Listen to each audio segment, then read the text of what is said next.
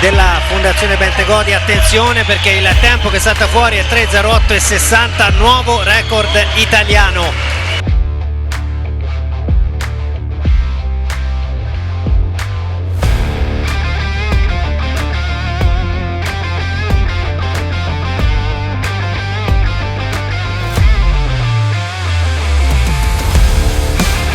Miressi, Conte Bonin, De Plano, Ceccon, 3:02:75, significa record del mondo.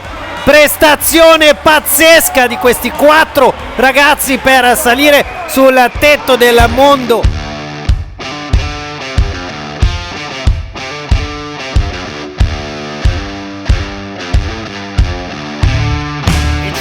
Ci siamo con l'Italia che cerca il sorpasso e lo trova, un Paolo Conte Bonin scatenato sull'Italia che arriva sul terzo gradino del podio bronzo.